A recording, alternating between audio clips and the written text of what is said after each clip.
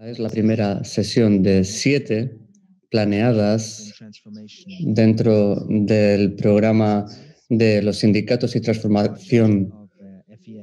Es un proyecto, el TWIT 4.0, que busca comprender la actuación de los actores fundamentales dentro de esta era del capitalismo digital. Se trata de los sindicatos y organizaciones de trabajadores para que se enfrenten a esta nueva situación emergente. Queremos contribuir a la reflexión de los sindicatos y las estrategias y ofrecer opciones para esta adaptación a la transformación. Este proyecto es una contribución para aprender los unos de los otros, para obtener una inspiración y darnos cuenta del poder detrás de este movimiento e impulsarlo. Nosotros, en el FES, somos una fundación que no puede participar como tal, pero sí que puede contribuir para ayudaros a tener éxito. Lo que hemos hecho hasta ahora con este proyecto TWIT 4.0, empezamos en 2019 con un call for papers y entonces a partir de los investigadores que nos enviaron abstract y seleccionamos 12 estudios finales con miembros de nuestro comité ejecutivo y les doy las gracias a ellos todos por su dedicación a este proyecto, permitírmelo. Las investigaciones que seleccionamos eran colaboraciones de académicos y profesores y también de sindicalistas activos. Hemos estudiado a los sindicatos en distintos sectores, desde la banca hasta la automoción y en distintas regiones del mundo, respondiendo a la transformación de los procesos de producción a través de las nuevas tecnologías. Lo que describimos y lo que analizamos es un proceso de trabajo, no es un análisis de un proceso finalizado o un producto final, sino que es un análisis continuo. Lo que hoy vamos a hacer es fijarnos en el caso de TWIT 4.0, que es realmente interesante porque tiene que ver con la organización dentro de una empresa de alta tecnología, a pesar de la deslocalización geográfica y cómo se han organizado. Y también el apoyo de un sindicato ya establecido. Vamos a fijarnos más allá de YouTube también para expandirnos a otros sectores. Y hoy empezaremos el debate con George Haven, con George Haven, que es también un creador de contenido para YouTube y que hace de su pasión ha hecho su modo de vida como creador de contenidos y también es el fundador de la Unión de YouTubers. Bienvenidos a todos los ponentes de esta mesa. Mi primera pregunta para George Pravel. Todos sabemos lo que es YouTube. Todos disfrutamos de estos contenidos que tú y otros creadores, millones de creadores, suben a YouTube. Pero quizá alguien en la audiencia no sabe exactamente cómo los creadores de contenido en YouTube hacen dinero. ¿Tú nos podrías explicar un poquito más cómo hacéis que este modelo de negocio funcione en YouTube? Por supuesto. Es un negocio muy sencillo. Subimos los vídeos a la plataforma, la gente los ve y YouTube vende el contenido a sus publicistas, a las empresas que ponen su publicidad. Y después el 55% de lo que saca YouTube debería ser pagado al creador y el 45% restante sería para YouTube por los costes y demás. Simplemente YouTube se aprovecha del contenido que tú subes y que todo el mundo disfruta, pero realmente tú no obtienes un valor por lo que estás creando. Realmente el 95% de los colaboradores realmente no sacan lo que deberían sacar, no obtienen el rendimiento que deberían. ¿Cuándo comenzaste a tener problemas con este modelo de YouTube? ¿Por qué surgió el conflicto? ¿Cuál fue la base o la raíz de este conflicto que te llevó a crear el sindicato de YouTubers? Y eso lo cambiaron en 2012 y luego en 2017, cuando establecieron nuevas reglas y pusieron mucha presión sobre los creadores de contenido, sobre el tipo de contenido que tenían que crear. Ya no eran libres para hacer lo que querían hacer totalmente. Y también se introdujo una censura muy fuerte, sobre todo basada en inteligencia artificial, de manera que se cerraban las capacidades del canal para los creadores y colapsó muchos canales. Muchos canales quedaron fuera. Eso fue la base del conflicto, donde pensamos que había que hacer algo para solventarlo. Puede discutir este hecho o esta perspectiva, pero según tú, ¿qué es lo que le convierte en una unión o un sindicato? Me gustaría volver a unos 150 años atrás, en los tiempos antiguos de la industrialización, porque creo que la industria crowdworking se encuentra en esta fase. Los trabajadores están sin poderes, no tienen derechos de luchar el capitalismo. Y eso es realmente el caso. Y lo único que nos ayuda ahora mismo es llegar a un acuerdo y pues llegar a una plataforma que es esta unión. Por esto establecí esta unión. En este momento podemos llegar a un acuerdo entre los diferentes youtubers y somos mucho más fuertes si trabajamos juntos, tal y como lo hacen los sindicatos.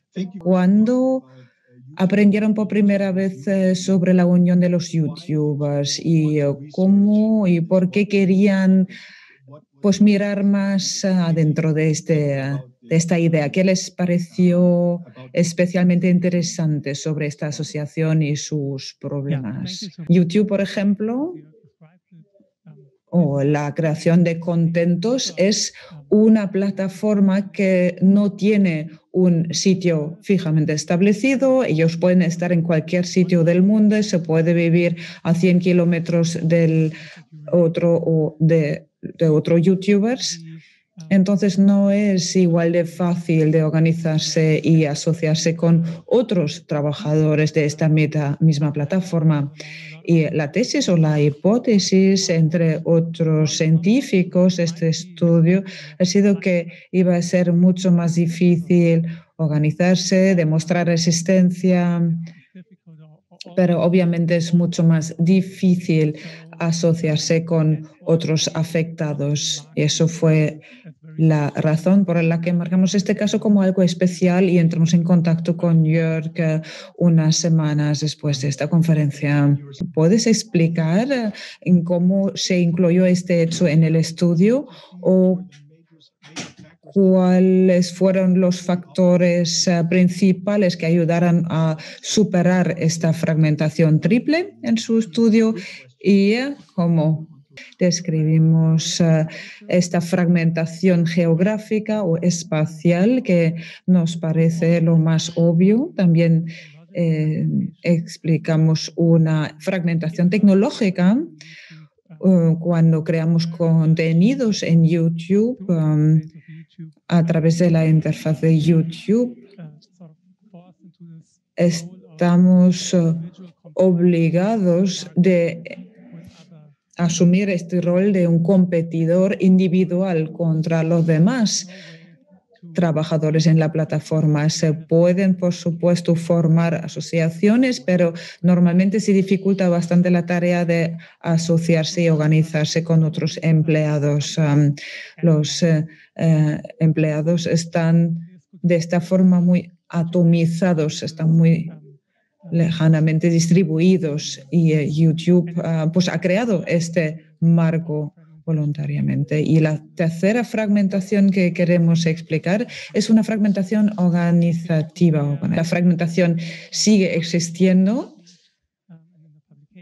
Pero lo que decimos en el estudio, en la publicación, es que al menos han sido capaces de desafiar esta fragmentación. Mencionamos que ha habido una colaboración con el Sindicato de los Trabajadores Metalúrgicos.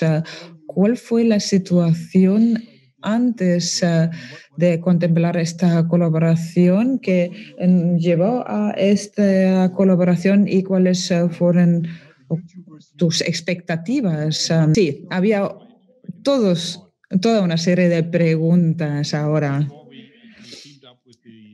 Antes de empezar con la colaboración con IG Metal, realmente fue un problema porque teníamos ningunos recursos en nuestra organización.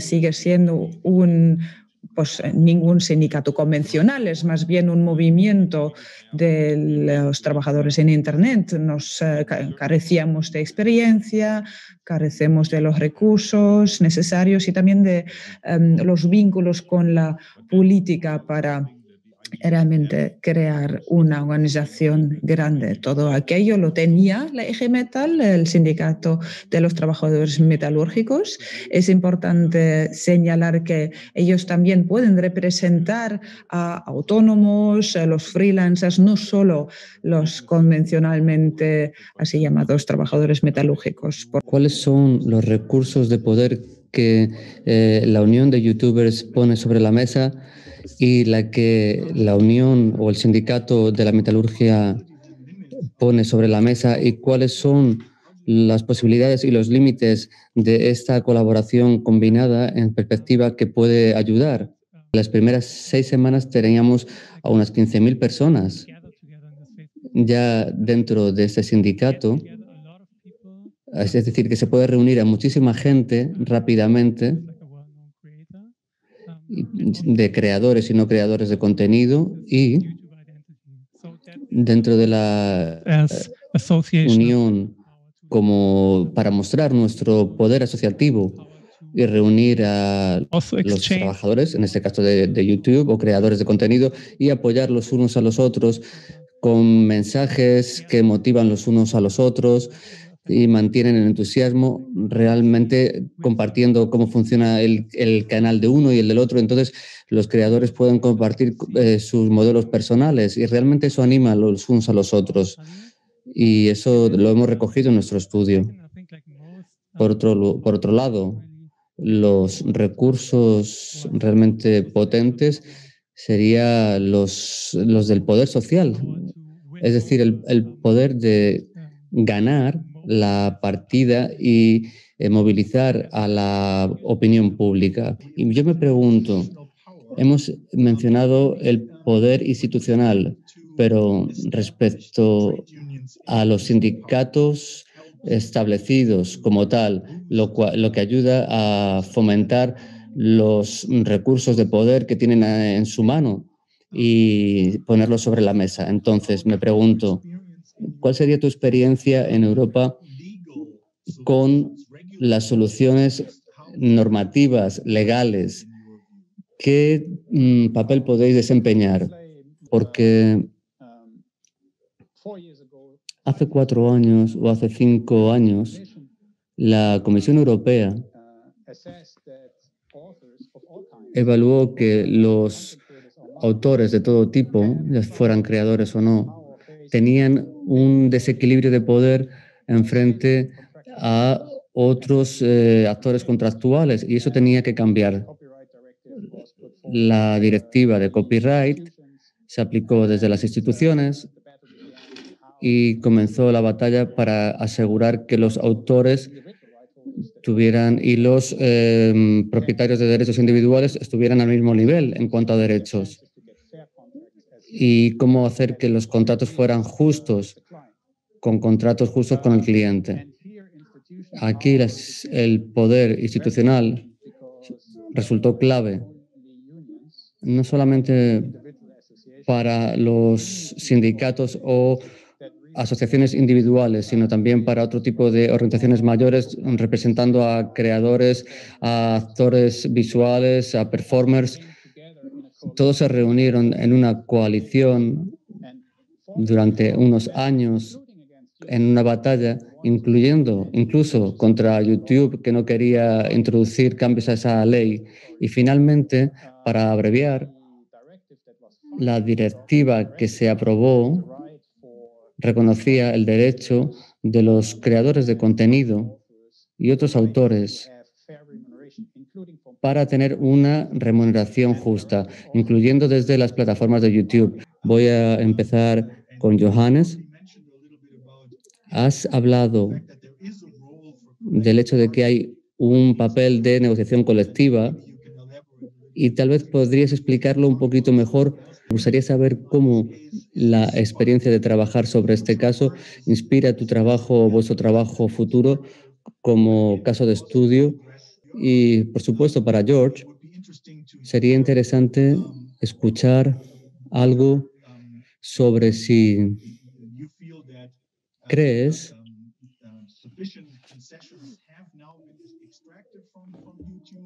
si habéis recibido unas instrucciones suficientes desde YouTube o si creéis que la evolución de los pasos siguientes para el sindicato de youtubers y su colaboración con la Unión del Metal perdón, para el Sindicato del Metal de Alemania y también con su carácter internacional como comunidad. Si puedes explicar un poquito más al respecto. Creo que todos estamos de acuerdo, que todos trabajamos juntos para convertirlo en una realidad, para que los colegas autónomos puedan tener este derecho estipulado en el derecho comunitario, independientemente de su membresía en algún sindicato o no, tener este derecho a una negociación colectiva. Y ahí me gustaría dejarlo.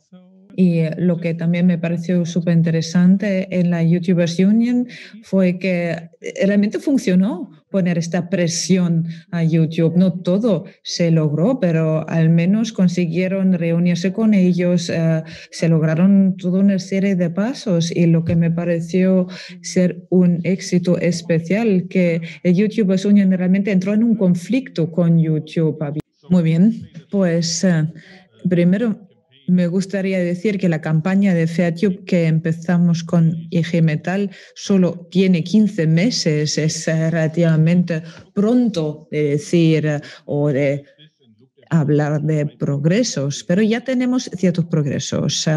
Planteamos 5 peticiones y podemos decir que en todos estos 5 ámbitos se puede constatar un progreso. En algunos realmente hemos llegado al objetivo, hemos pedido reglas más claras, más transparentes y esto se ha conseguido. Muchísimas gracias a todos los panelistas. Ahora me gustaría pasar la palabra a Uta, que se ha ocupado de todas las preguntas que nos han llegado a través del chat y ahora realmente me gustaría saber qué le ha llegado. Sí, he intentado juntar las preguntas, había bastante feedback en el chat, muchas preguntas que ya se han adresado. Hay cierta curiosidad para aprender un poquito más sobre la organización misma. Ya se explicó durante la discusión que se organiza a través de las redes, los medios sociales, donde se encuentra la mayoría de sus miembros, por la mayoría en Alemania o muy internacional. Es un movimiento muy internacional. Nuestro idioma en común es el inglés. Yo diría que la gran mayoría de los miembros no son alemanes. Tenemos muchos estadounidenses, personas básicamente de todos los continentes. YouTube es muy internacional y así son nuestros miembros. De los participantes están preguntando cuáles son las enseñanzas para los sindicatos dentro de estos nuevos entornos, si las federaciones globales o los sindicatos tradicionales pueden aprender de vosotros con vuestras nuevas acciones. Gracias por la pregunta, Uta. Pues son muchas cosas. El ejemplo individual de los YouTubers muestra que es posible esta colaboración y se tiene una reacción inmediata muchas veces, pero no siempre puedes llamar a la puerta y entrar con ciertas organizaciones que son muy poderosas, sobre todo. Así que lo importante aquí es pensar que sí que se puede y, sobre todo, los sindicatos deberían tener la ambición de poder trabajar con organizaciones como estas, como la de George y sus colegas, para que este campo sea lo más abierto posible. Y por otro lado, como he dicho antes, es posible, con toda la fragmentación que Valentín ha descrito perfectamente, es posible organizarse a pesar de esa fragmentación, no solamente como sindicato de base como tal, pero lo más importante es saber que haya una comprensión colectiva y a partir de ahí, al saber que queremos un cambio, independientemente de lo que signifique en un sector u otro, pues que queremos unos derechos y dialogar acerca de ello. A partir de ahí podemos construir y al principio, por lo menos fuera de lo que diríamos una estructura de sindicato tradicional, no sé, tal vez no se puedan llevar a cabo esas huelgas tradicionales, pero se pueden utilizar los recursos que tenemos en nuestra mano con distintas estrategias. Nosotros como organizaciones jóvenes podemos crecer rápidamente y realmente aquí tenemos un ejemplo muy significativo con el sindicato de youtubers.